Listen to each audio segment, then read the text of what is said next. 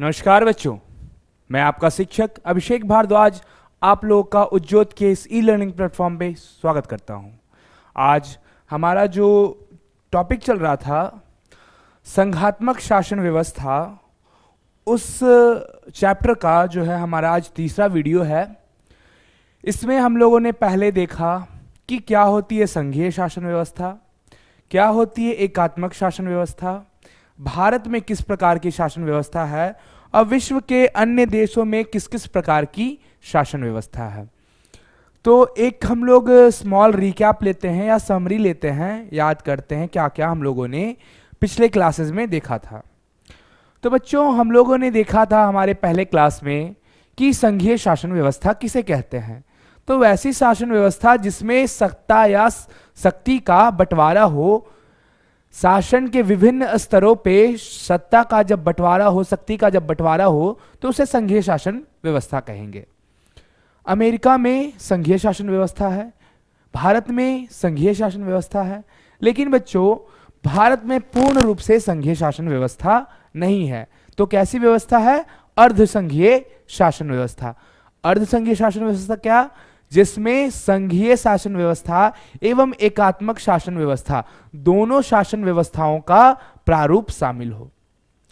एकात्मक शासन व्यवस्था किसे कहते हैं सर? तो वैसी शासन व्यवस्था बच्चों जिसमें कि शासन की पूरी जो शक्ति है वो एक केंद्र में आकर के क्या हो, सेंट्रलाइज्ड हो जाए, केंद्र में एकत्रित हो, जैसा कि ब्रिटेन में। ये हम लोगों ने ये देखा।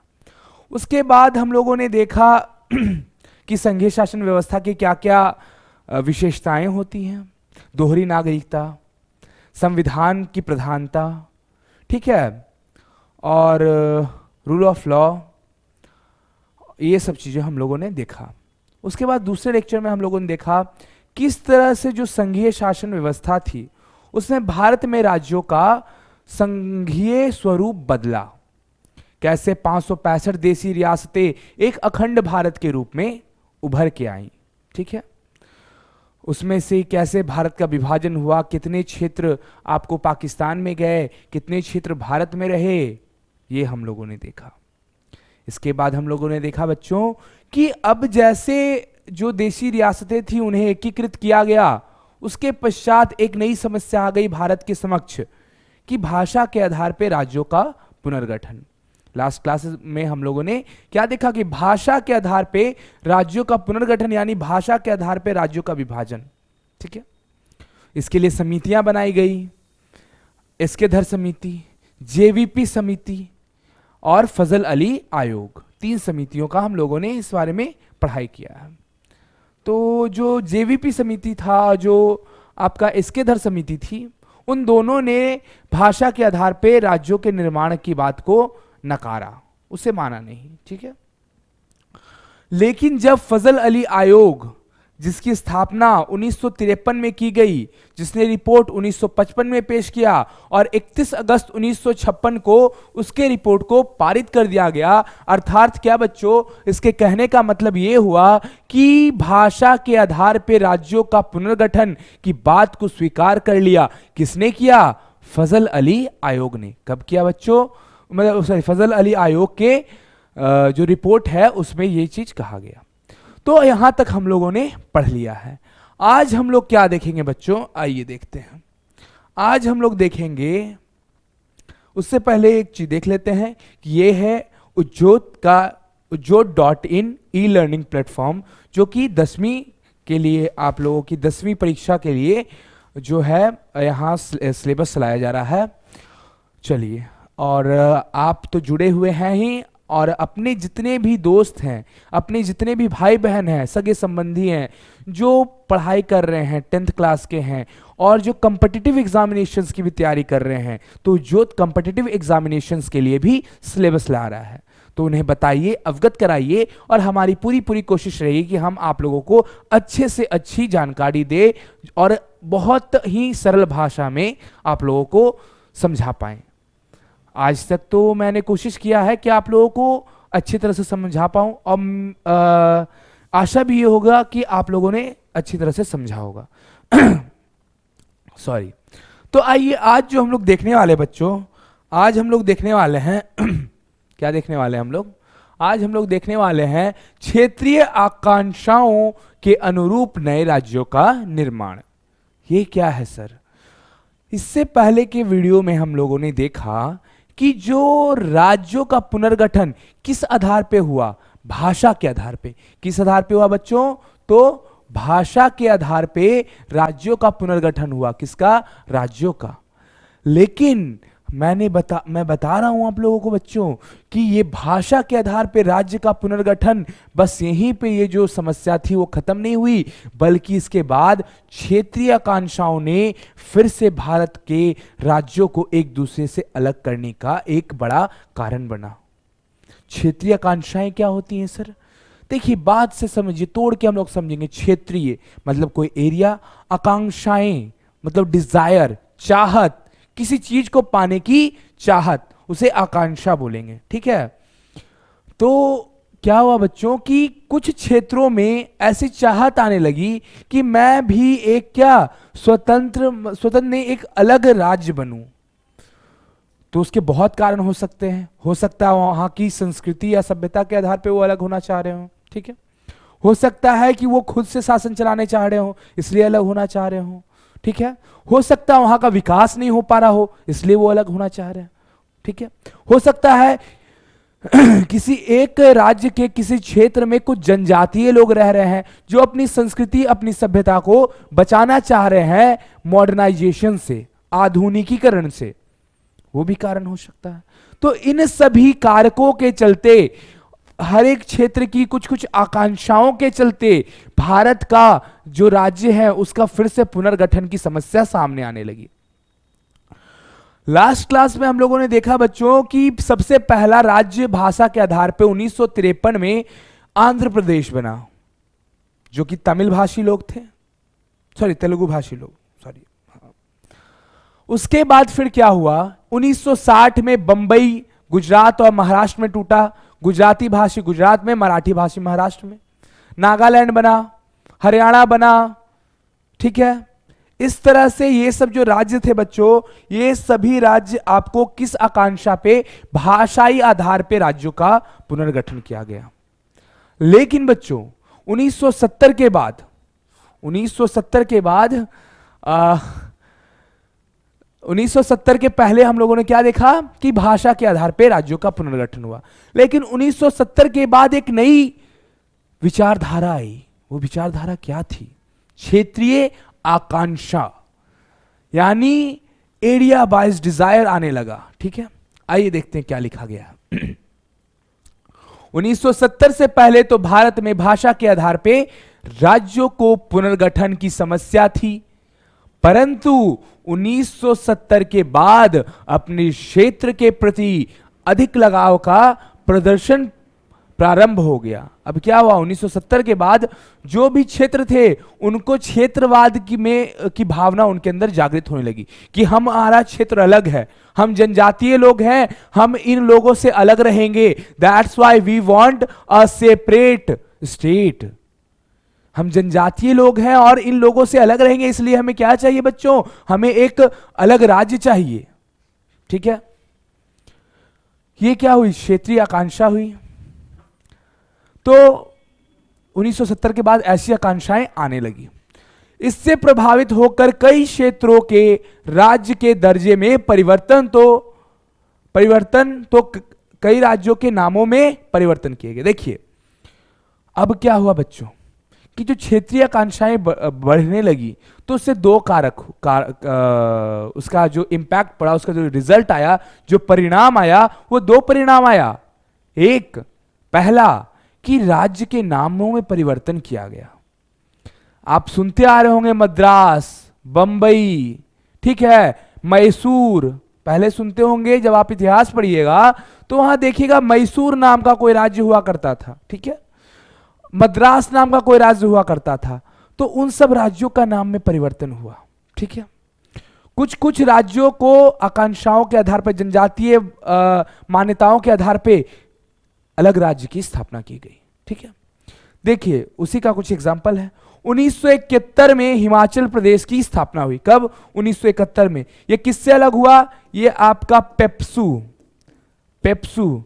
कमेंट में बताइएगा पेप्सू का फुल फॉर्म क्या है, बोलिए। लास्ट क्लास में हम लोगों ने पेप्सू के बारे में जाना बच्चों। Patiala and east Punjab state union, Patiala and east Punjab state union का ही एक भाग था हिमाचल प्रदेश, जो 1971 में अलग हुआ क्षेत्रीय आकांक्षा के आधार पे। 1972 में देखिए बच्चों, राज्य के दर्जे में परिवर्तन आया और राज्य के नामों में भी परिवर्तन आया। अब राज्य के दर्जे में परिवर्तन मतलब क्या, कुछ कुछ जो क्षेत्र थे वो केंद्र शासित प्रदेश थे, या तो उनके अंदर क्या प्रवृत्ति आई, उनके अंदर चाहत क्या आई कि हम भी क्या एक पूर्ण राज्य बने। तो उनकी जो अवस्था थी केंद्र शासित प्रदेश से उन्हें क्या बना दिया गया, राज्य बना दिया गया। तो उसका एग्जांपल देखिए, मणिपुर, त्रिपुरा, मेघालय। मणिपुर और त्रिपुरा ये दोनों क्या थे, ये दोनों यूटीज थे। यूटीज मतलब यूनियन टेरिटरी, यानी केंद्र शासित प्रदेश। क्या थे आपके, केंद्र शासित प्रदेश थे। कौन, आपके मणिपुर और त्रिपुरा। तो इन दोनों को क्या किया गया, पूर्ण राज्य का दर्जा दिया गया, कब, 1972 में। और मेघालय को भी राज्य का दर्जा दिया गया, ठीक है। अब आइए 1974 में सिक्किम की स्थापना की गई। सिक्किम के स्थापना से दो संविधान संशोधन संबंधित है, 34वां संविधान संशोधन और 35वां संविधान संशोधन। देखिए बच्चों, 34वें संविधान संशोधन में सिक्किम को क्या एक राज्य का, पूर्ण राज्य का दर्जा नहीं मिला, मतलब एक्ट एज अ स्टेट, राज्य के जैसा दर्जा दिया गया, लेकिन पूर्ण राज्य का दर्जा नहीं दिया गया। फिर 1974 में 35वां संविधान संशोधन कर करके सिक्किम को पूर्ण राज्य का दर्जा दिया गया, ठीक है। आगे बढ़ते हैं। 1986 में मिजोरम की स्थापना की गई राज्य के रूप में। 1987 में गोवा एवं अरुणाचल प्रदेश की स्थापना। आइए गोवा के बारे में कुछ जानते हैं बच्चों। गोवा को 1961 में क्या बनाया गया, यूटी। लेकिन फिर 1987 में इसे राज्य का दर्जा दिया गया। किसका, राज्य का दर्जा, कब, 1987 में। किसको, गोवा को।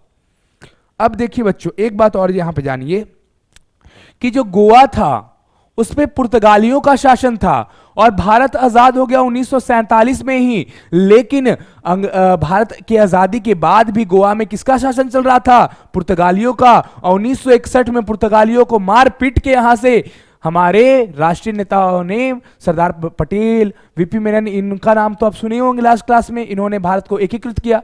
तो सरदार पटेल और वीपी मेनन, इन सब जैसे राजनेताओं ने भारत का एकीकरण किया। लेकिन 1961 में गोवा से क्या हुआ बच्चों, जो आपके ये थे क्या, पुर्तगाली थे, उन्हें मार के भगाया गया। पहले बहुत समझाया गया, अरे बउआ छोड़ दे, तोर घर ना हो रे, चल जो अपन घरे। बहुत समझाए, प्यार से, दुलार से। वो साला ढीठ था, हम ना जाएंगे, हम नहीं जाएंगे। वो ढीठ बच्चा था। देखते हैं बहुत बार क्या होता है कि आप किसी को हटाइए अपने से जूनियर को, ये बाबू हट जाओ यहाँ से, लेकिन वो अपने ताव में रहेगा, तैश में, हम तो अपने खल्ली का बाप है, हम नहीं हटेंगे, ठीक है, दम नहीं, लेकिन हम किसी से कम नहीं। तो उसी तरह का बात था पुर्तगालियों में। अब उनका कोई वर्चस्व रहा नहीं भारत में, लेकिन फिर भी वो डटे हुए, हम ना जाइबो, हमरे जगह है ही। तो फिर क्या किया गया, पीट पाट के भगाया गया, ठीक है। और 1961 में यूटी का दर्जा, 1987 में पूर्ण राज्य का दर्जा दिया गया। अब देखिए बच्चों, यहां हम लोगों ने क्या देखा, राज्य के नामों में भी परिवर्तन किया गया। 1973 में जो मैसूर था वही आज का क्या है, आज का जो कर्नाटका है वही मैसूर के नाम से जाना जाता था। मद्रास, जो आज का मद्रास है वो तमिलनाडु के नाम से जाना जाता था। सॉरी, जो आज का तमिलनाडु है वो किसके नाम से, मद्रास के नाम से जाना जाता था। तो मद्रास का नाम तमिलनाडु कब किया गया, 1963 में। और 1973 में मैसूर का नाम कर्नाटका कर दिया गया। कोई दिक्कत, चलिए, दिक्कत होना नहीं चाहिए, ठीक है। फैक्ट्स हैं ये सब चीज, और इन सब चीजों को आपको याद करते चलना है। बच्चों एक चीज ध्यान दीजिएगा आप कि यहां जितने भी चीज आप पढ़ रहे हैं उसे आप ये सोच के मत पढ़िए कि ये हमारे 10वीं के एग्जाम में ही आएगा। अरे भाई डरिए मत, 10वीं के एग्जाम में तो आएगा, लेकिन इसका जो सीमा आप निर्धारित मत कीजिए कि 10वीं तक ही है। बॉस आप जब जाइएगा कॉम्पिटिटिव एग्जामिनेशंस में, then you have to study all these types of thing. आपको इन तरह की चीजों को पढ़ना पड़ेगा, जानना पड़ेगा। तो ये सब बहुत इंपॉर्टेंट है। Each and every word and the sentence, each and every topics which you are studying in your present class all have importance in your competitive examinations। हर एक का महत्व है आपके प्रतियोगिता परीक्षाओं में, तो इसे ध्यान से पढ़िए। देखिए कुछ नए राज्यों का अभ्युदय, अब कुछ कुछ राज्य जो हैं उनका उदय हुआ, उनके बारे में जानते हैं। पहला, उत्तर प्रदेश राज्य से उत्तराखंड का अलग होना। अभी का जो उत्तर प्रदेश देख रहे हैं ना, उससे उसी में उत्तराखंड भी हुआ करता था बॉस। लेकिन 9 नवंबर 2000 को उत्तराखंड की स्थापना की गई। कहां से अलग हुआ? उत्तर प्रदेश से। तो देखिए उत्तर प्रदेश के कुमाऊं, टिहरी और गढ़वाल के लोगों में उत्तर प्रदेश के कुमाऊं, टिहरी और गढ़वाल के लोगों में क्षेत्र के प्रति अगाध प्रेम उमड़ पड़ा, जिसका परिणाम नए राज्य उत्तराखंड के रूप में सामने आया। आइए समझिए बात। गढ़वाल, टिहरी और कुमाऊं ये सब जो क्षेत्र है, ये सब जनजातीय क्षेत्र थे, ठीक है। गढ़वाल एक जनजाति है, ठीक है।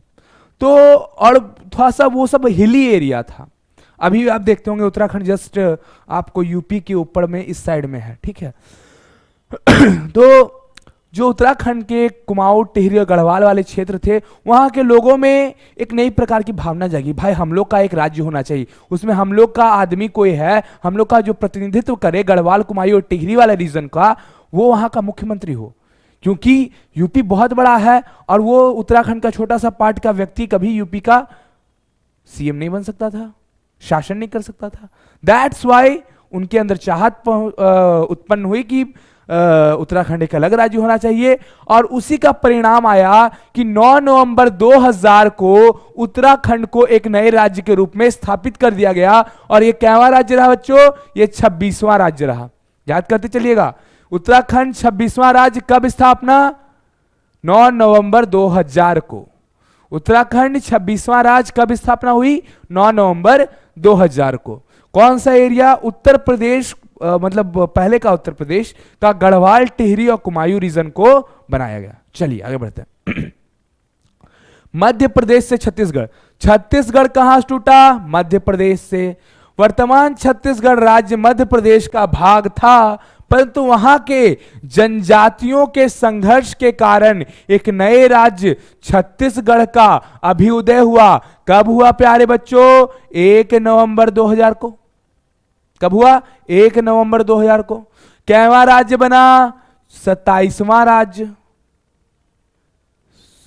सॉरी, थोड़ा सा यहां पे ये हो जाएगा आपका 27वां राज्य हो जाएगा और ये आपका 26वां राज्य हो जाएगा, ठीक है। ये 27वां हो जाएगा, ये 26वां हो जाएगा, ठीक है। तो मध्य प्रदेश को 26वां राज्य बना। कब स्थापना? 1 नवंबर 2000 को।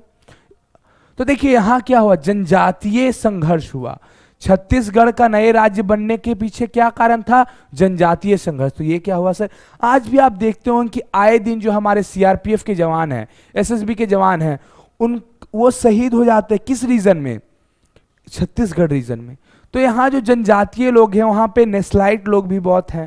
नेक्सलाइट जो हैं माओवादी विचारधारा के व्यक्ति, उनको राज्य की उपस्थिति पसंद नहीं है, सरकार पसंद नहीं है, सरकार के विरोधी हैं वो सब, ठीक है।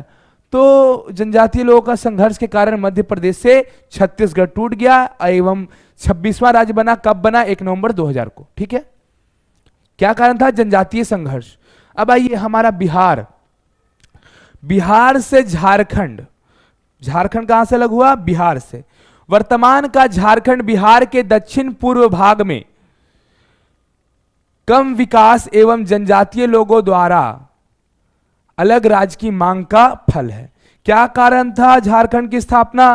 पहला बात कम विकास और दूसरा जनजातीय लोगों की मांग थी। आप अभी भी देखते होंगे झारखंड को बोला जाता आदिवासी बहुल क्षेत्र, यानी वहां आदिवासी लोग बहुत रहते हैं, ठीक है। और दूसरा कारण था बच्चों की कम विकास। बिहार एक बहुत बड़ा क्षेत्र हो जा रहा था और जितने भी संसाधन थे वो कहां थे, झारखंड वाले रीजन में। आप अभी भी देखते होंगे कोयला कहां से, झरिया, धनबाद, बोकारो, ठीक है, Bokaro steel plant, Damodar valley corporation जहां से इलेक्ट्रिसिटी बनती है। तो जितने भी रिसोर्सेज थे, जितने भी संसाधन थे, वो तो झारखंड के क्षेत्र में पड़ते थे, वर्तमान झारखंड के क्षेत्र में। लेकिन उसका दोहन कौन, वो तो बिहार में ही आ रहा था ना उस समय। कब, 15 नवंबर 2000 से पहले बिहार में था वो। तो बिहार सरकार उन संसाधनों का दोहन तो कर रही थी, लेकिन झारखंड वाले एरिया, जो अभी वर्तमान का झारखंड है, उस एरिया के प्रगति का काम, विकास का काम नहीं कर रही थी, उसको अनदेखा कर रही थी। जिस कारण क्या हुआ बच्चों कि वहां के लोगों में ये भावना उत्पन्न हुई कि ये जो बिहारी सरकार है, जो पटना में बैठ के शासन चला रही है, वो झारखंड वाले रीजन का कभी विकास कर ही नहीं सकती है। उस विचारधारा और उस कार्य कुशलता के अभाव के कारण जो आज झारखंड आप देख रहे हैं, उसी का परिणाम है। तो झारखंड की स्थापना 15 नवंबर 2000, कैवा राज्य, 28वां राज्य। आइए नेक्स्ट है आंध्र प्रदेश से तेलंगाना की स्थापना। किससे, आंध्र प्रदेश से तेलंगाना की स्थापना। देखिए, एक लंबे संघर्ष एवं हिंसक आंदोलन के बाद तेलंगाना का अभ्युदय हुआ और एक नए राज्य के रूप में उसकी स्थापना हुई। कैवा राज्य था तेलंगाना, 29वां राज्य। कब स्थापना, 2 जून 2014। देखिए समझिए कारण क्या था तेलंगाना का बनना। जो तेलंगाना, अभी जो वर्तमान का तेलंगाना क्षेत्र है, वहां के लोग आंध्र प्रदेश को अपना राज्य मानते ही नहीं थे। वो चाहते थे, उनकी आकांक्षा थी, उनकी चाहत थी, डिजायर थी, they want a separate state. उनकी चाहत थी कि उनको एक अलग राज्य मिले। दैट्स वाई 2 जून 2014 को 29वें राज्य के रूप में तेलंगाना की स्थापना की गई। आइए समराइज करते हैं सबको। पहला हम लोगों ने देखा कि उत्तर प्रदेश से उत्तराखंड राज्य बना, गढ़वाल, टिहरी और कुमायूं वाला क्षेत्र। कब बना, 9 नवंबर 2000 को। कैवा राज्य 27वां राज्य, ठीक है। उसके बाद जो छत्तीसगढ़ है वो मध्य प्रदेश से अलग हुआ। कब, 1 नवंबर 2000 को। कैवा राज्य 26वां राज्य, कारण जनजातीय संघर्ष। उसके बाद बिहार से झारखंड अलग हुआ। बिहार से झारखंड अलग हुआ तो झारखंड कैवा राज्य बना, 26, 27, 28, 28वां राज्य बना। कब, 1 नवंबर 2000, सॉरी 15 नवंबर 2000 को। कैवा राज्य 28वां राज्य। और उसी के साथ आंध्र प्रदेश से तेलंगाना अलग हुआ 2 जून 2014 को और 29वें राज्य के रूप में इसकी स्थापना की गई। आइए इसको याद करने का एक तरीका देखते हैं हम लोग। देखिए, आइए 1 मिनट।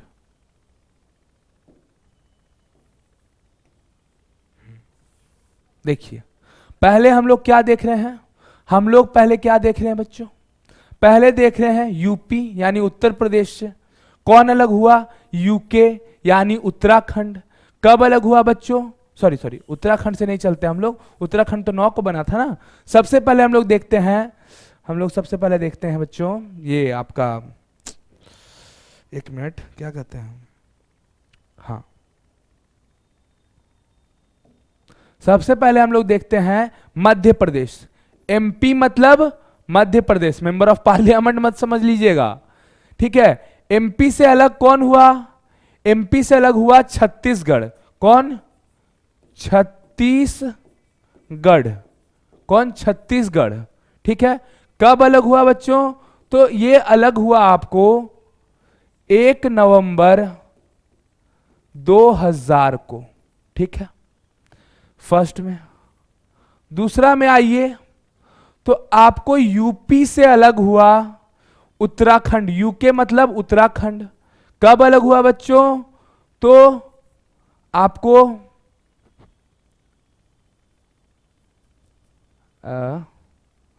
1 मिनट, सॉरी, ये आपको जो यूपी से अलग हुआ उत्तराखंड 9 नवंबर 2000 को, ठीक है।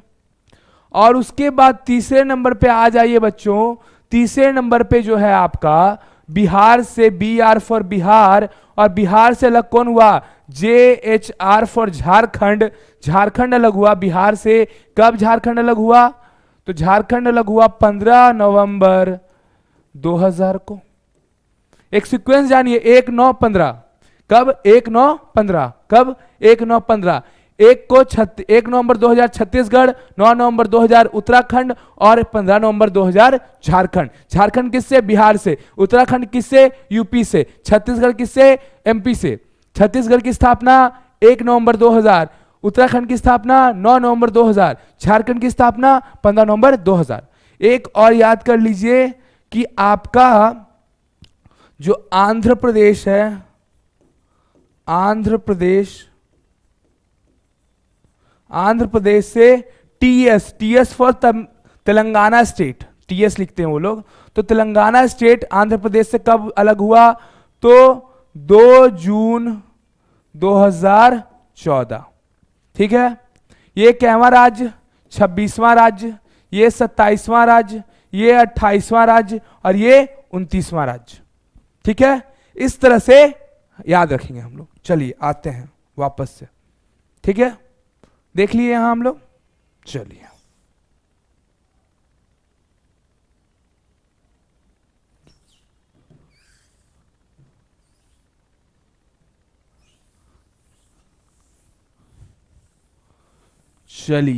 आते हैं नेक्स्ट स्लाइड में।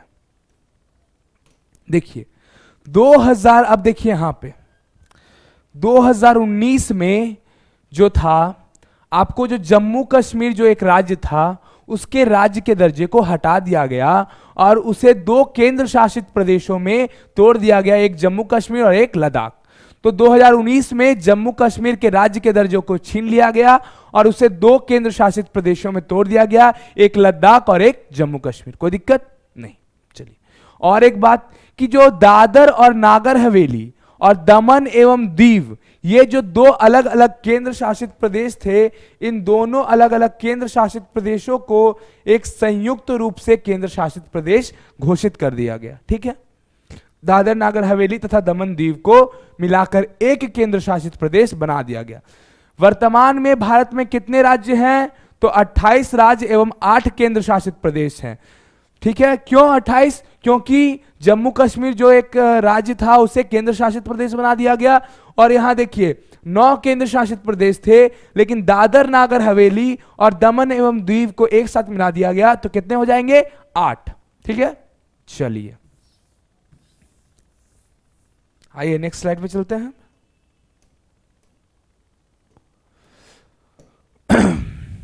देखिए संघीय शासन व्यवस्था और भारत की भाषा नीति, किस तरह से संघीय शासन व्यवस्था को, भारत के जो शासन है उसमें भाषा नीति ने क्या प्रभाव डाला है संघीय शासन व्यवस्था को पर, किस तरह से भाषा ने संघीय शासन व्यवस्था को प्रभावित किया है। पहला बात, भारत में अनेक भाषाएं बोली जाती हैं, बहुत सारी भाषाएं हैं, लेकिन संवैधानिक रूप से 22 भाषाओं को मान्यता दिया गया है। बोडो, डोगरी, संथाली, आसमी, उड़िया, आपको कन्नड़, तमिल, तेलुगु, मलयालम, फिर आपका संस्कृत, हिंदी, अंग्रेजी, बंगाली, गुजराती, मराठी। ठीक है, इन सब जैसे 22 भाषाओं को क्या दिया गया है? मान्यता दिया गया भारत में के संविधान में। किसी एक भाषा को राष्ट्रीय भाषा का दर्जा नहीं दिया गया है। आप बोलिएगा सर भारत का तो राष्ट्रीय भाषा हिंदी है ना सर, बोलिए, सब तो हिंदी बोलते हैं। तो नहीं नहीं नहीं मेरे प्यारे बच्चों, इस बात को समझ लीजिए कि वो राष्ट्रीय भाषा नहीं है। देखिए हिंदी भारत की राज्य भाषा है, राष्ट्रीय भाषा नहीं। सर ई का बात हुआ, राज्य भाषा और राष्ट्रीय भाषा में का अंतर हुआ?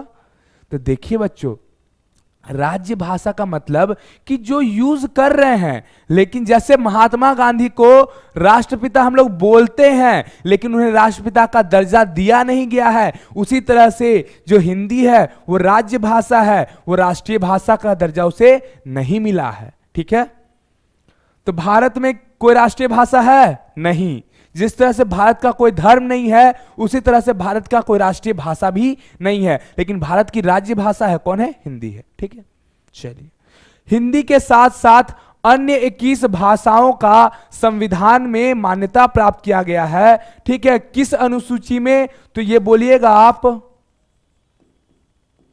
अनुसूची। कौन सी अनुसूची? 8वीं अनुसूची। 8वीं अनुसूची में हिंदी को मिला करके 22 भाषाओं को मान्यता प्राप्त है। यहां 21 और एक हिंदी जोड़ दिया तो 22। ठीक है, संघीय शासन व्यवस्था को सुचारू रूप से चलाने के लिए यहां अभी तक सरकारी कामकाजों में अंग्रेजी का ही उपयोग किया जा रहा है। क्यों सर? आप देखते होंगे भारत में जितने भी सरकारी कामकाज होते हैं उसमें अंग्रेजी का यूज ज्यादा किया जाता है। क्यों? क्योंकि अंग्रेजी क्या हमारी ऑफिशियल लैंग्वेज है, समझ रहे हैं, यानी कामकाज का लैंग्वेज है। उससे डिस्प्यूट नहीं होगा, विवाद नहीं उत्पन्न होगा, क्योंकि आप देखें कि भारत में पहले ही भाषा के आधार पर कितने बार कितने राज्यों का विभाजन हुआ, पुनर्गठन हुआ। इस कारण से अंग्रेजी को ऑफिशियल लैंग्वेज माना गया है ताकि विवाद ना हो। सरकार सभी लोगों के लिए हिंदी के उपयोग को क्या कर सकती थी? अनिवार्य बना सकती थी, परंतु इससे संघीय शासन व्यवस्था ही खतरा हो जाता, अतः अंग्रेजी को प्रयोग में लाया गया। हिंदी को क्यों नहीं बनाया गया? क्योंकि देखिए बच्चों, बहुत सारे ऐसे क्षेत्र हैं भारत में जहां हिंदी बोला ही नहीं जाता है, बहुत कम। आप साउथ में चल जाइए, वहां इंग्लिश नहीं तो तमिल, तेलुगु, मलयालम, हिंदी का कोई नाम निशान नहीं। नॉर्थ ईस्ट में चल जाइए तो उधर अपना लैंग्वेज है, हिंदी का कोई नाम निशान नहीं। तो अगर हम लोग हिंदी थोपते उन लोगों पे, जिसका एग्जांपल समझिए आप पे, हाँ, श्रीलंका में जिस तरह से सिहली भाषी और तमिल भाषी लोग थे, तो तमिल भाषियों को नीचे दिखाया गया और सिहलियों को ज्यादा मान्यता दी गई, और सिहली भाषा को राज्य भाषा, राष्ट्रीय भाषा घोषित कर दिया गया वहां। तो उससे क्या हुआ? जो तमिल भाषी लोग थे उन लोगों की भावनाओं को चोट पहुंचा, उन लोगों को लगा कि हमारा जो भाषा उसे नीचे दिखाया जा रहा है, जिससे वहां देखे ना आप किस तरह से वहां श्रीलंका टूटने के कगार पे आ गया था। तो इसीलिए भारत में के जो नेता है वो थोड़ा समझदार है, जो यहाँ के संविधान निर्माता है वो समझदार है, इसलिए भारत में राज्य भाषा और ऑफिशियल लैंग्वेज का प्रावधान किया, किसी भी भाषा को राष्ट्रीय भाषा नहीं बनाया गया। राज्यों को अपने राज्य की भाषा के प्रयोग की स्वतंत्रता दी गई है। आप देखते होंगे कि गुजरात सरकार मतलब जो वहां के मुख्यमंत्री होंगे, वहां के जितने भी कानून मतलब कार्रवाई होंगे, कहीं कहीं पे क्या हुआ है आपका गुजराती वर्ड्स का वहां पे यूज होता है डॉक्यूमेंट्स में। ठीक है, आप साउथ में चल जाइए तो उधर तमिल तेलुगु का भी यूज होता है। यानी राज्यों को यह अधिकार है कि वो अपने क्षेत्र में जिस लैंग्वेज का उपयोग करना चाहे उसे आप कर सकते हैं, उसके लिए कोई प्रतिबंध नहीं है। समझ रहे हैं बात समझ गए इतना? तो बच्चों आइए, ये पूरा था बात।